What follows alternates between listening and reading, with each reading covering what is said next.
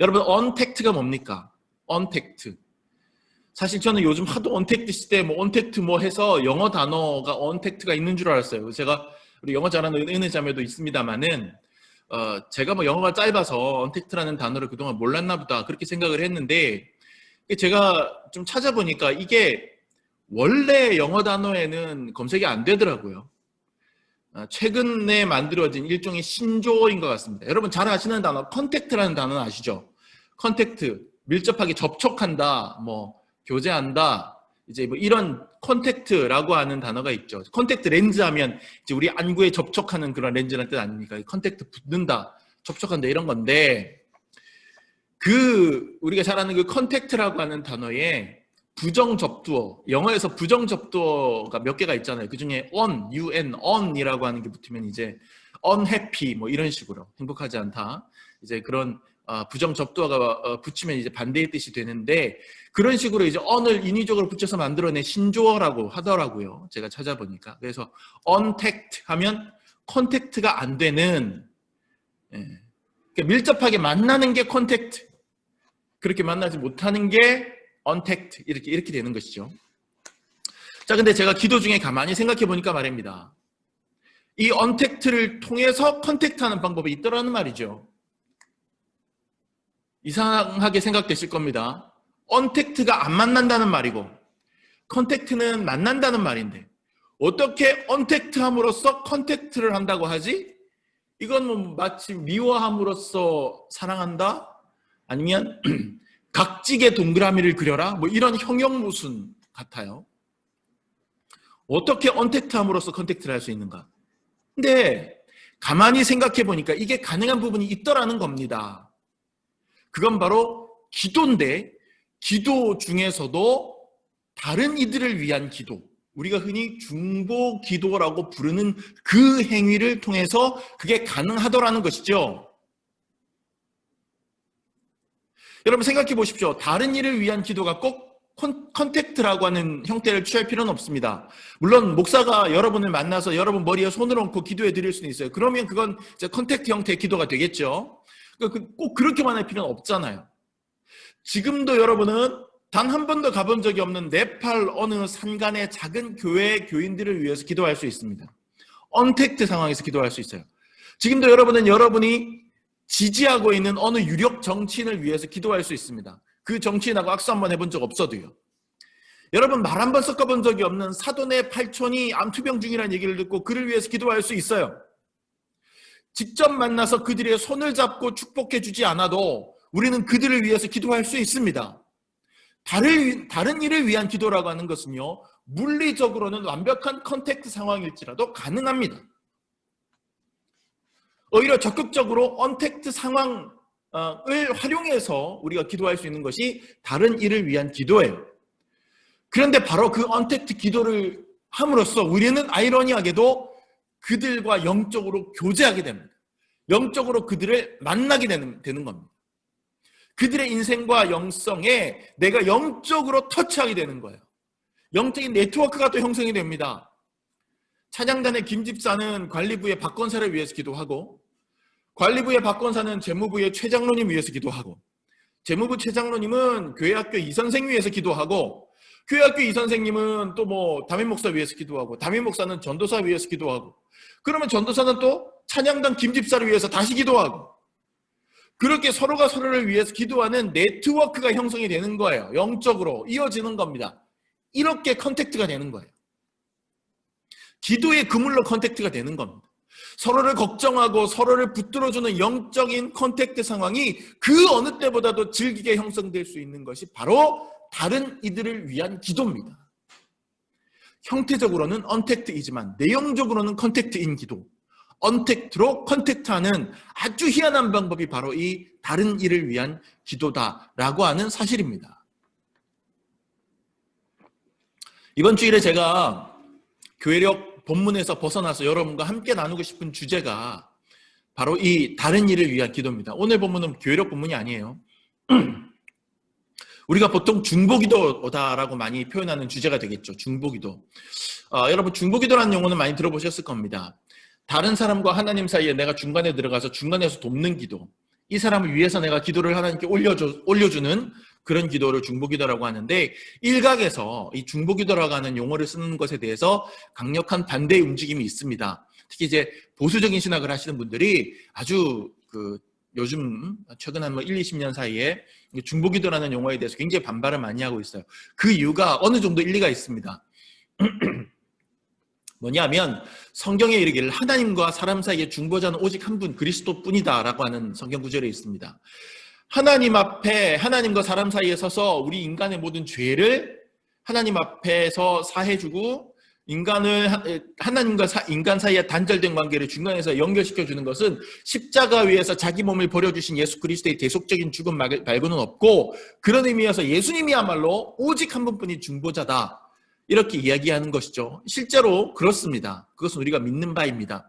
그래서 우리가 기도할 때 항상 맨 마지막에 예수님의 이름으로 기도합니다라고 기도하는 이유가 바로 예수님만이 우리의 유일한 중보자라고 하는 신앙 고백이 거기 들어가는 거예요. 예수님을 통해서 기도 올라가는 것이죠. 반면에 이제 천주교는 조금 다릅니다. 천주교는 공적 사상이라 그래서 성인들을 통해서도 기도할 수 있다고 생각을 해요. 세인트, 성 누구누구라고 붙는 사람들.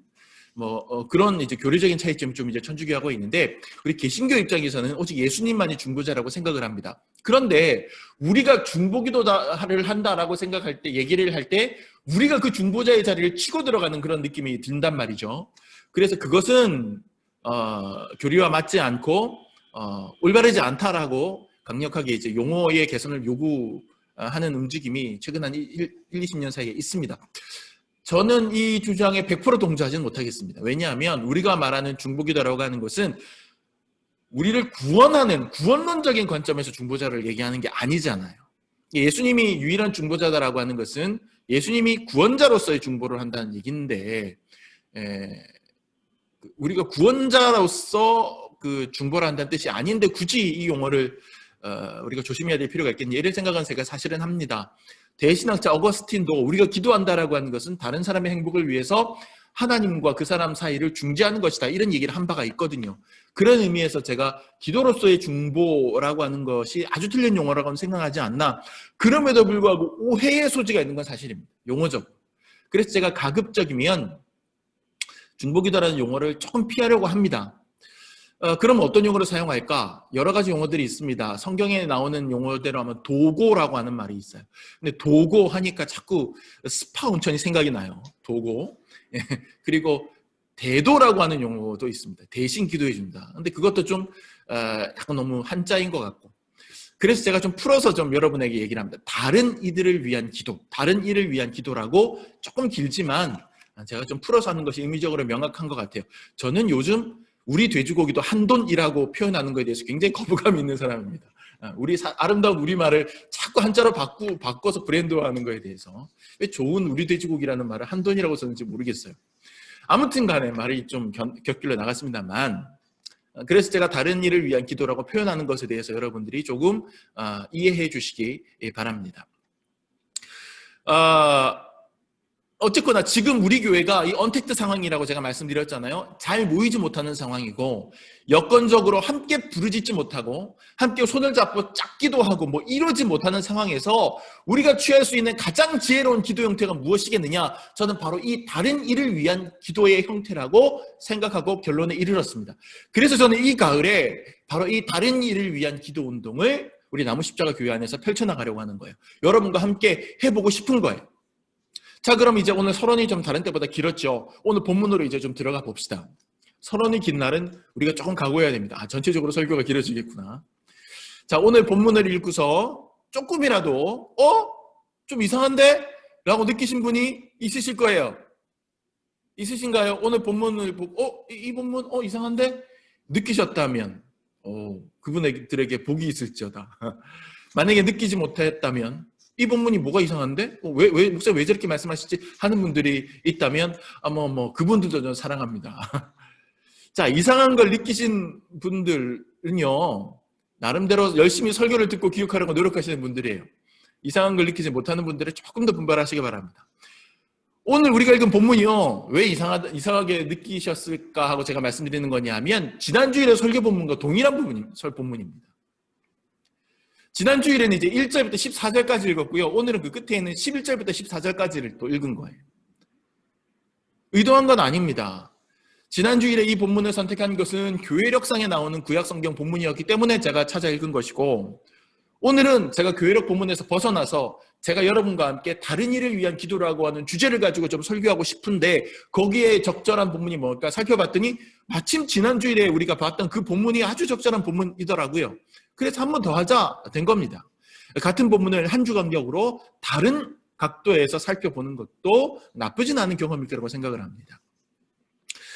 자, 지난주에 들었던 이야기를 한번 떠올려 보세요. 이 본문의 배경이 되는 줄거리 한번 떠올려 보세요. 재차 설명 간단하게 드립니다. 모세가 하나님의 부름을 받고 시내산에 올라가서 십계명 대해서 설명 듣고 뭐 여러 가지 하고 있는 그 40일의 기간 동안에 모세의 부재를 경험한 산 아래의 이스라엘 백성들은 영적으로 큰 혼란의 아노미 상태에 빠지게 됩니다. 그들은 모세의 형 아론을 부추겨서 자신들의 금부치로 금송아지 우상을 만들고 그 앞에서 뛰놀면서 제사를 지내게 되지요. 하나님 보시기에 매우 가증한 우상 숭배의 죄를 범하게 된 겁니다. 산 위에서 하나님이 모세에게 말씀하십니다. 이 이야기를 해주십니다. 지금 산 아래에서 이런 일이 벌어지고 있다. 그러므로 이 가증한 일을 행한 이스라엘 백성들 내가 더 이상은 참아주지 않을 것이다. 그들을 모두 다 진멸해버리겠다. 이렇게 말씀하십니다. 그게 1절부터 10절까지의 내용이었고요. 오늘 우리가 읽었던 11절부터 14절까지의 내용은 그 얘기를 듣고 화들짝 놀란 모세가 하나님 간곡하게 붙들고 통촉하여 주시옵소서 하고 하나님을 설득하는 내용이에요. 다급하게 하나님께 기도해서 하나님의 뜻을 돌이켜서 백성들을 다시 살려놓는 내용이 오늘 본문의 내용입니다. 재차 말씀드려서 다시 말하면 산 아래 백성들을 위해서 모세가 간절하게 기도를 해서 백성들을 구해낸다는 얘기예요. 지금 이 상황에서 모세는 자기 백성들과 완벽한 언택트 상황에 놓여 있습니다. 언택트예요. 산 위와 산 아래라고 하는 물리적인 공간의 이격이 상당합니다. 지금처럼 핸드폰이 터지는 것도 아니고 무전기도 없던 시절이고 케이블카가 연결되어 있지도 않아요. 하지만 모세는 이 언택트 상황을 기도를 통해서 컨택트 상황으로 바꾸어 놓는 거예요. 공간적으로 언택트 되어 있던 백성들을 위해서 간절히 기도함으로 그들을 컨택트해서 하나님 앞으로 데려다 놓고 마침내 구해내는 겁니다. 아주 신비한 능력을 발휘하는 겁니다. 제가 여러분에게 제안하는 것이 바로 이거예요. 이 언택트 시대를 이겨내고 극복하기 위해서 우리가 해야 할 가장 중요한 일은 바로 서로를 위해서 기도함으로 영적인 컨택트 상황을 만들어내는 것. 모세는 그런 면에서 아주 좋은 모범 답안이라고 볼 수 있는 겁니다. 그러면 우리는 다른 일을 위해서 어떻게 기도해야 하는가? 오늘 본문에 나오는 모세의 기도를 통해서 몇 가지 원칙을 찾아봤습니다. 여러분들이 기억하시기 좋게 아주 기초적인 영어 전치사 3개로 한번 제가 그 뜻을 정리를 해봤습니다. 원래는 4개였는데 분량이 너무 길어져가지고요. 나중에 기회가 있겠지 하고 제가 3개로만 한번 정리해봤습니다. 첫 번째 우리가 기억해야 될 전치사는요. 다른 일을 위해서 기도할 때 우리가 기억해야 될 전치사는 before라고 하는 전치사입니다. before. 제 발음은 여러분 긍휼히 여기시기 바랍니다. before. before라고 하는 것은요, 여러분이 잘 아시듯이 뭐뭐 전에, 뭐뭐 하기 전에 이런 뜻이죠. 자, 모세는 before에 기도를 했습니다. 무슨 뜻이냐면 나를 위해서 기도하기 전에, 내 기도 제목을 내놓기 전에 먼저 다른 일을 위해서 기도했습니다. 내 문제 이전에 먼저 타인을 위해서 기도했다는 거죠. 여러분 지난주일에 들었던 설교를 한번 살짝 복습해 보십시오. 생각해 보십시오. 자, 하나님이 진노하신 하나님이 이스라엘 백성들을 버리겠다, 진멸해 버리겠다라고 하실 때 모세까지 버리겠다고 하셨습니까? 아니었어요. 오히려 하나님은 10절에서 뭐라고 얘기하셨습니까? 현재 이스라엘 백성은 진멸해 버리고 대신에 모세를 통해서 새롭게 큰 나라를 일구어 가겠다라고 제안을 하십니다. 기억나십니까? 지난주에 제가 했던 설교 내용이 기억나시죠? 모세를 통해서 새롭게 만들어 가시겠다. 여기서 모세에게 인간적인 욕망이 발현되었다면 모세의 기도는 달라졌어야 합니다. 그 모세의 기도는 나를 통해서 새롭게 이루어질 새로운 이스라엘, 새로운 민족과 새로운 나라를 위한 기도가 되었어야 해요. 모세의 민족, 자기의 나라를 위해서 새롭게 만들어질 자기의 나라를 위해서 기도할 시기가 되었습니다. 그런데 모세는 그 기도를 하지 않아요. 그 기도는 뒤로 확 밀어놔요. 나중엔 결국 못하게 되지만. 그리고 그 전에 뭐부터 합니까? 지금 이제 멸망이 간다라고 하는 지금 발등에 불 떨어진 저 백성들부터 먼저 기도의 제단에 올려놓고 그들 위해서 먼저 기도하는 거예요. 그게 비포의 정신입니다. 자기를 위한 기도는 후순위로 밀어놓고 먼저 그들을 위한 기도를 먼저 하는 거예요. 우리는 흔히 나를 위한 기도, 우리 가족을 위한 기도 이런 것들을 충분히 한 다음에 그 다음에 어떻게 합니까? 비로소 이웃을 위한 기도, 나라를 위한 기도, 다른 일을 위한 기도 그렇게 보통 나갑니다. 시간이 남으면 그렇게 하죠. 당장에 내 코가 석자인데 충분히 이해합니다. 그리고 저도 많이 그렇게 해요. 사람인데 어떻게 합니까? 그런데요, 신앙적으로 영적으로 성숙해질수록 그 순서가 바뀌는 것 같아요. 그러니까 이게 잘못됐다는 게 아니라 성숙도의 차이 같아요. 성숙해질수록 순서가 좀 바뀌는 것 같습니다. 영적으로. 이웃을 위한 기도, 공동체를 위한 기도를 먼저 하고 그 다음에 시간이 남으면 우리 가족을 위한 기도하고 마지막으로 자기 자신을 위해 기도하게 돼요. 그러니까 여러분 생각해 보세요. 어른들이 아이들을 위해서 식사 준비를 한다고 생각해 보세요. 그러면 엄마가 먼저 싱크대에서 밥하면서 볼세라. 내가 먼저 밥솥에 해가지고 맛있는 거 해서 내가 먼저 다 먹고 배부른 다음에 그 다음에 이제 애들을 위해서 밥 해줍니까? 안 그렇잖아요. 성숙한 어른들은 나보다 미성숙한 사람들을 위해서 먼저 밥을 차려놓습니다. 그리고 나는 국을 뜨고 숭늉 뜨고 나중에 그 자리에 앉는 거예요. 심지어는 먼저 먹어라, 난 나중에 먹 이렇게 하는 거죠. 그런데 미성숙한 어린아이일수록 밥상머리에 앉아서 빨리 밥 줘, 빨리 밥 줘. 내게 밥을 주는 엄마, 아빠, 할머니, 할아버지가 식사를 하셨는지에 관심 없고 그렇잖아요. 이게 성숙도의 차이인 거예요. 내가 누구를 먼저 배려하느냐는 내가 어른스럽느냐 어른스럽지 않느냐. 영적으로도 그렇습니다. 영적으로 내가 어른스러운 경지에 이를수록 나는 더더욱 나보다 다른 이들을 더 먼저 기도하게 되는 거예요. before 내게도 전에 그들을 먼저 하게 되는 거죠. 여러분 이 일이 중요한 이유는 기독교는 사랑의 종교이기 때문에 그렇습니다. 우리가 믿는 하나님은 사랑의 하나님이시기 때문에 그렇습니다. 사랑에는 물론 자기 자신을 사랑하는 일도 포함됩니다. 당연히 그렇죠. 하지만 그것보다 우선해서 이 사랑이라고 하는 것은 기본적으로는 관계성 속에서 발현되는 덕목입니다. 타인을 사랑하는 것이 기독교라고 하는 종교의 핵심이고 하나님의 가장 큰 속성이라면 당연히 우리의 기도 역시 타인을 위한 기도가 먼저 되는 것이 성숙한 자세라고 할 수 있는 것이죠. 물론 우리가 기도할 때 먼저 나 자신의 죄에 대해서 회개하고 또 하나님에 대한 나의 신앙과 찬양의 소리를 먼저 올려드리고 그렇게 함으로써 기도를 시작할 수 있습니다. 아니 그렇게 하는 것이 좋습니다. 그런 과정을 거치지 않고 기도하는 것과 내 죄를 회개하고 내 마음을 하나님께 고백하고 나서 기도의 단계로 들어가는 것과는 큰 차이가 있습니다. 저는 이걸 하지 말라는 게 아니라 오히려 이걸 권장합니다. 먼저 내 개인의 고백과 회개를 먼저 하십시오. 내 개인의 영성과 신앙을 정돈하고 고백하는 것을 먼저 하기를 권장합니다. 다만 그 다음에 본격적인 간구의 내용이 들어갈 때 이것 해주시옵소서 저것 해주시옵소서라는 기도의 내용으로 들어갈 때 말입니다. 때에 따라서 당연히 발등에 불 떨어진 내 문제를 하나님께 먼저 급히 하려고 도움을 청하기도 해야겠죠.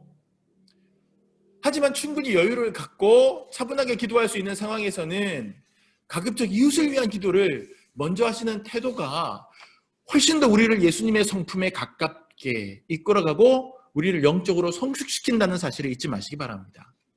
이웃을 위한 기도를 앞세우고 나 자신을 위한 기도를 뒤로 한다고 해서 하나님이 나 자신을 돌봐주시지 않는 게 아닙니다. 나를 위한 기도 안 들어주시는 거 아니에요. 오히려 하나님은 모세처럼 자기 자신의 기도는 후순위로 미루고 자기 자신보다 다른 사람 위해서 더 간절히 기도하는 사람을 훨씬 더 크게 기뻐하시기 때문에 이렇게 기도하는 사람에게는 그가 구하지 않았던 개인적인 부분까지도 채워주십니다. 그 원리가 기록된 것이 마태복음 6장 33절이에요. 여러분 잘 아시는 구절입니다. 너희는 먼저 그의 나라와 그의 의를 구하라. 너희는 먼저 그의 나라, 여기서 말하는 그는 하나님입니다. 하나님의 나라와 그의 의를 구하라. 그리하면 이 모든 것을 너희에게 더하시리라. 마태복음 6장 33절입니다. 그 전에 나오는 내용들이 뭡니까? 양식을 위하여 무엇을 먹을까, 무엇을 입을까 걱정하고 막 우리 개인의 기도 제목들 쭉 얘기하는 거예요. 그런데 그 다음에 예수님께서 결론적으로 딱 던지시는 게 먼저 그의 나라와 그의 일을 하나님의 나라부터 구하라. 하나님의 뜻부터 하나님의 그 가치관부터 먼저 구하라. 그리하면 이 모든 것 너희에게 필요한 것들을 하나님이 덤으로 얹어주시겠다. 이렇게 말씀하시는 거예요. 그러니까 여기서 예수님은 기도의 우선순위가 있음을 알려주시는 겁니다. 내 욕망을 위한 기도보다 하나님의 복음과 하나님의 복음의 정신이 이 땅에 실현되기를 위해서 먼저 기도하라는 것. 그러면 우리가 우선적으로 구하지 않았던 다른 것들, 즉 나에게 필요한 다른 것들도 우리에게 더해 주시겠다라고 하는 가르침입니다. 그런데 우리는 거꾸로 기도하잖아요. 나에게 필요한 거 먼저 기도하고 그 다음에 하나님의 나라와 하나님의 의는 뒤에 구하든지 아니면 아예 안 구하든지. 여러분, 주님의 나라를 위하여, 주님의 교회를 위하여, 주님의 사람들을 위하여 먼저 구하는 우리가 되었으면 좋겠습니다. 그리하면 주님이 우리에게 필요한 것, 내 개인에게 필요한 것도 때에 맞게 채워주실 거예요. 다른 일을 위한 기도, before의 기도로 만들어 가시기 바랍니다. 두 번째로 우리가 기억해야 될 영어 전치사는 in이에요. in. 아주 기초적인 전치사만 나오죠. 제가 복잡하고 어려운 영어를 잘 몰라서 그렇습니다. in. 무슨 뜻입니까? 뭐뭐 안에라고 하는 뜻입니다. 안. 우리가 다른 이들을 위해서 기도할 때 우리는 그들을 내 안에 품고 기도해야 합니다. 형식적으로, 요식적으로, 요즘 애들 표현대로 영혼 없이 기도해 주는 게 아니라 내가 위해서 기도해 주고 있는 그 대상을 내 마음에 품고 간절하게 기도해야 돼요. 이것이 전치사 인의 기도입니다. 이렇게 하는 것과 이렇게 하지 않는 것은 큰 차이가 있습니다. 여러분, 오늘 본문의 모세를 보십시오. 명확하게 어떤 한 구절을 가지고서 증거를 삼지 못하지만 전체적인 기도의 톤을 여러분이 느끼시면서 그 분위기를 읽으시면서 느끼시면서 읽으신다면 지금 모세가 얼마나 간절하게 기도하고 있는지, 얼마나 필사적으로 기도하고 있는지 여러분 그것을 아실 수 있으실 거예요. 모세는 그 백성들을 자기 영혼 안에 품었습니다. 가슴에 품고 기도했습니다. 사랑하는 마음으로 자기 일처럼 기도했다는 거예요. 후에 나중에 모세가 이제 신명기에 보면 신명기는 모세가 백성들에게 쭉 했던 여러 가지 설교의 모음집입니다. 그것은 꽤 좀 시간이 지난 다음에 백성들에게 했던 설교들인데요. 그러니까 당연히 예전에 이끌어왔던 것들에 대한 회고담이 좀 기록되어 있어요. 신명기에는. 신명기 9장 13절부터 29절까지를 나중에 한번 찾아보십시오. 길기 때문에 여러분과 함께 찾아 읽지는 않겠습니다. 거기 보면 모세가 자기의 중보기도에 대해서 다른 백성을 위해서 했던 그 기도에 대해서 쭉 회고하는 내용이 나오는데 그 내용이 기가 막힙니다. 여기 보면 모세가 얼마나 백성들을 가슴에 간절히 품고 기도했는지가 나와요. 백성들이 한두 번 잘못한 게 아니잖아요. 신명기 9장 13절부터 29절까지입니다. 나중에 보세요. 매번 백성들이 하나님의 마음을 아프게 해드리고 하나님을 배반해서 멸망의 기로에 설 때마다 모세가 어떻게 합니까? 하나님 앞에 나가서 40일씩 금식하며 기도한. 40일은 뭡니까? 네 끼만 굶어도 난리가 날 텐데요. 네 끼만 굶어도. 40일 동안 금식하며 매달립니다. 이것을 여러 차례 합니다. 목숨 걸고 기도하는 거예요. 살려달라고. 저 백성들 살려달라고. 여러분, 이것은 내 안에, 내 가슴에 그 대상을 사랑하는 마음으로 품지 않고서는 결코 할 수 없는 기도의 태도입니다. 제가 오늘 리처드 포스터 이야기를 좀 많이 하는데요. 리처드 포스터의 스테디셀러인 기도라는 책이 있습니다. 꽤 오래전에 나온 책입니다만 아직까지도 굉장히 많은 울림을 주는 책입니다. 기도라고 하는 책에 보면 이 리처드 포스터가 10대 시절에 만난 한 여인의 이야기가 나옵니다. 그 여인의 집을 방문했는데 이 여인이 몸이 아파서 누워있는 상황이었대요. 일어나지 못하는, 제가 그 문맥을 이해할 때는, 그 책의 문맥을 이해할 때는 거동이 불편한 여인이었던 것 같습니다. 근데 이 여인의 집에 방문했을 때 이 여인이 이 10대 시절에 리처드 포스터에게 앨범 하나를 보여줘요. 가족 앨범이다 하면서 보여줍니다. 이 앨범을 찾아봤더니 이 앨범에 한 200장 정도 되는 사진이 꽂혀 있는데, 특별했던 것은 이 앨범이 이 여인의 가족들 사진만 모아놓은 앨범이 아니었다는 사실이에요. 이 앨범에는 그녀가 기도해 주고자 하는 선교사님들과 그 가족들과 또 자기가 기도해 주고자 하는 다른 여러 사람들의 사진이 실제적으로 거기 꽂혀 있는 거예요. 이 여인은 매주 이 앨범을 한 장씩 넘기면서 사진을 보면서 기도해 주고 있었던 거죠. 이 여인은 다른 일을 위해서 기도할 때 그저 요식적으로 하지 않았어요. 소중하게 앨범에 보관하면서 그 사진 한 장 한 장 바라보며 축복하며 기도했습니다. 가슴에 사랑으로 품고 기도한 거예요. 그 대상을 in my heart, 내 안에, 내 심장에 품고 내 마음에 품고 기도해야 되는 거예요. 우리가 교회를 위해서 기도하고 가족을 위해서 기도하고 이웃을 위해서 기도하고 내 사랑하는 지체들을 위해서 기도하고 지인들을 위해서 기도하고 나라를 위해서 기도하고 세계를 위해서 기도할 때 우리는 보험 약관 읽어대듯이 무미건조하게 해서는 안 돼요. 정말 그들을 걱정하고 정말 그들을 염려하면서 진심으로 축복해야 합니다. 내 안에 그들을 품고 내 안에 그들을 우겨 넣은 채로 기도해야 돼요. 이것이 바로 모세로부터 배우는 전치사 인의 기도입니다. 마지막 세 번째 우리가 기억해야 될 전치사는 언더예요. 언더 무슨 뜻입니까? 여러분 잘 아시다시피 언더는 무엇보다 아래에 있다는 뜻이에요. 여러분 백성들을 위해서 모세가 기도할 때 백성들 위에 군림하듯 기도하지 않았어요. 모세는 꼭 약점 잡힌 사람 같아요. 정말 필사적으로 근데 약점 잡힌 게 아니잖아요. 모세는 지금 백성들에게 오히려 그 백성들이 사라지면 하나님이 어떤 제안을 해주셨습니까? 모세 너를 중심으로 새롭게 하나 만들어내겠다, 지금 그런 제안까지 받는 상황 아닙니까? 근데 모세는요 그 백성들의 종처럼 기도해요. 낮은 자세로 기도해요. 이게 바로 언더의 기도입니다. 더 밑으로 내려가는 기도예요. 여러분 모세도 사람입니다. 왜 백성들에게 서운하지 않았겠습니까? 백성들 모세 덕분에, 모세의 인도 덕분에 애굽의 종살이에서 해방됐잖아요. 그런데도 사사건건 모세를 원망하고 시비 걸고 대든 게 계속해서 이어지는 사건의 연속 아닙니까? 출애굽기, 신명기, 민수기 읽어보세요. 계속해서 그런 사건이 반복됩니다. 모세는요 백성들의 정치적인 수장이었습니다. 종교적으로도 최고 지도자였습니다. 한마디로 권력을 가진 사람이었다는 거예요. 무엇보다도 하나님의 권능을 가진 자였어요.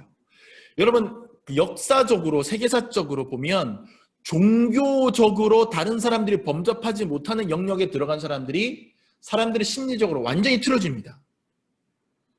이것이 여러분들 오늘날도 교회가 타락해가고 부패해가는 아주 중요한 포인트인데요.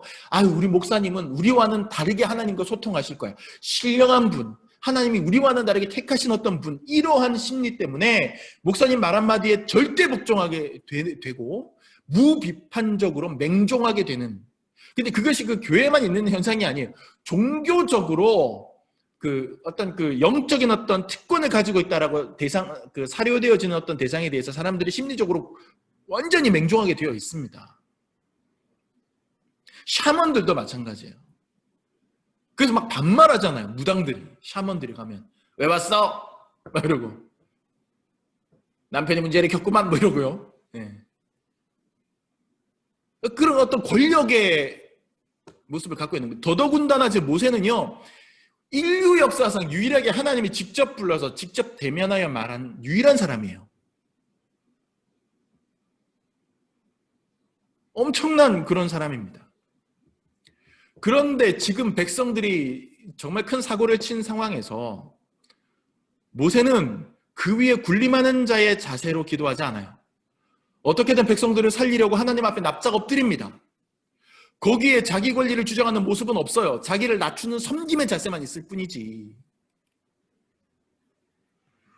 백성을 위해서 기도할 때만큼은 모세는 백성들 아래에서 백성들을 섬기는 종의 모습입니다. 다른 일을 위한 기도는 기본적으로 섬김의 행위임을 우리는 기억해야 합니다. 주머니에서 선심 쓰듯 복을 꺼내서 흩뿌리는 그런 종류의 축복이 아니에요. 오늘날 많은 목회자들이 바로 이 부분을 착각하고 있습니다. 우리 교회 목회자들뿐만 아니라 많은 종교인들이 바로 이 부분을 착각하고 있어요. 내가 교인들을 위해서 복을 빌어주는 사람이니 교인들이 당연히 나를 잘 대접해야 한다고 생각하고 교인들을 그렇게 가르친 목회자들이 한국 교회에 많았습니다. 안타까운 일이에요. 교인들이 목회자를 사랑하고 존경하고 존중해주는 아름다운 일이고 목회자를 대접하는 것도 아름다운 일입니다. 그러나 그것과 목회자가 그렇게 당연히 해야 복 받는다라고 가르치고 그것을 당연시하는 것과는 차이가 있는 겁니다. 안타까운 일이에요. 제가 한 20몇 년 전에 20몇 년 전인가요? 한 20여 년 전에 그 강원도 태백의 예수원에 있을 때 목요일 밤은 항상 특별했습니다. 제가 예수원 방문한 지 지금 10년이 훨씬 넘었기 때문에 요즘은 어떤지 모르겠는데 그 당시만 해도 예수원은 월화수목 금토 각각 밤 기도가 밤의 모임이 각각 다른 스타일의 그런 그 집회를 했어요. 그 중에 목요일이 하이라이트였는데 목요일 밤이 되면 사람들이 다 그 예수원의 손님들과 거기 살고 있는 사람들이 다 모여서 예배실에 둘러앉습니다. 그런데 둘러앉아요. 가운데 자리를 비워놔요. 보통은 앞자리를 바라보잖아요.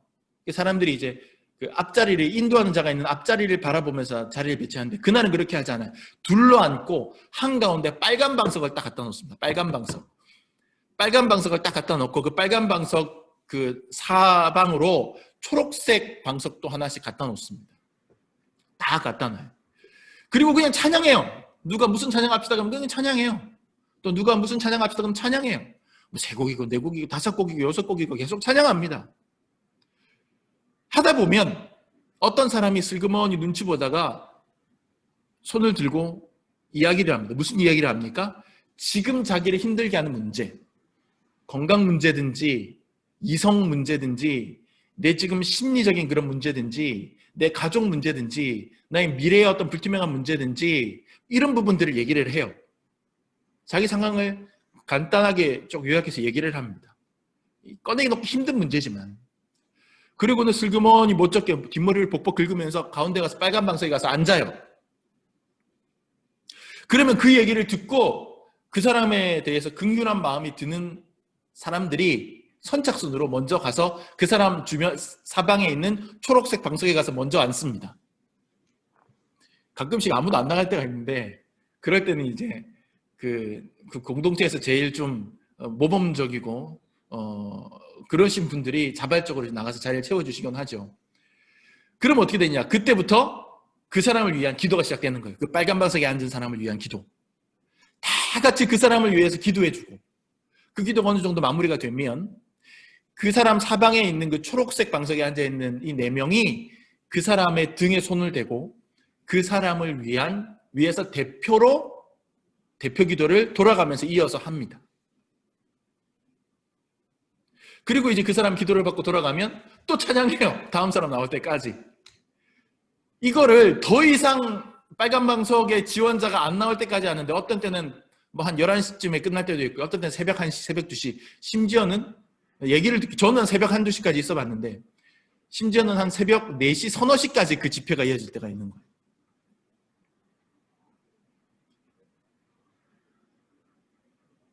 근데 예수원 사람들이 이 목요일 밤을 무엇이라고 불렀는지 아십니까?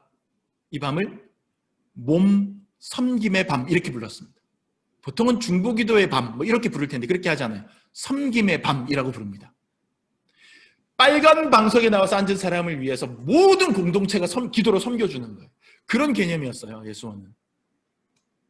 기도는 그 사람 위에 군림하는 것이 아니고 선심 쓰는 것이 아니며 철저하게 낮아져서 섬기는 것임을 그들은 알고 있었던 것 같아요.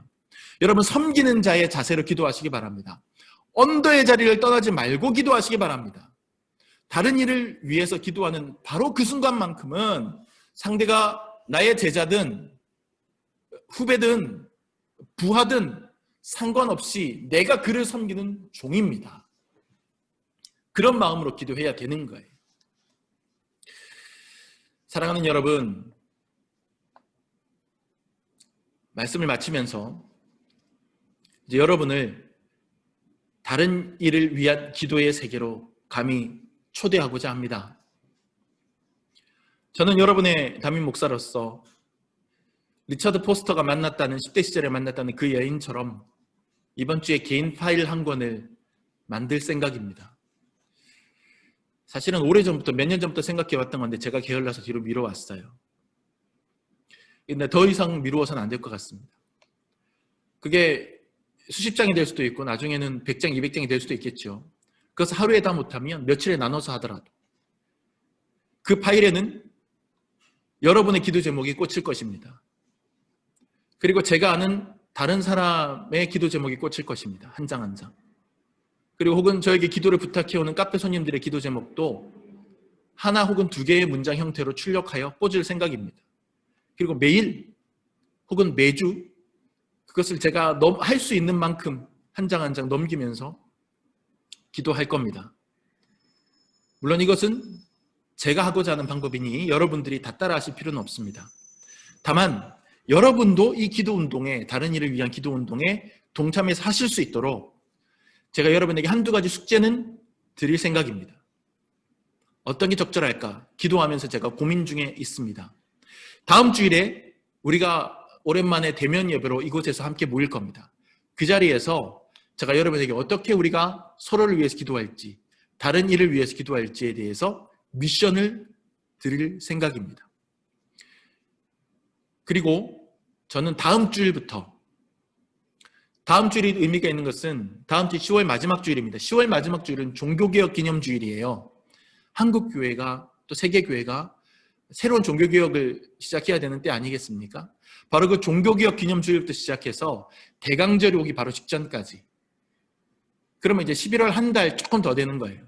한 달 정도 기간은 특별히, 물론 그 이후로도 계속해서 다른 일을 위한 기도는 계속하겠습니다만은 특별 기간으로서, 다른 일을 위한 특별 기도 기간으로서 그렇게 제가 잡고 선포할 생각입니다. 이 기간 동안 여러분 모세처럼 집중적으로 다른 일을 위한 기도에 우리가 한번 힘써 보기를 원합니다. 그러면 다른 일을 위해 기도했는데 뜻밖에도 내 문제가 해결되는 놀라운 경험을 하게 될 겁니다. 언택트로 기도하여서 영적으로 컨택트 되는 그런 실로 놀라운 경험을 그런 식으로 저와 여러분이 함께 나누는 귀한 계기가 되기를 예수님의 이름으로 간절히 축원합니다. 기도하겠습니다.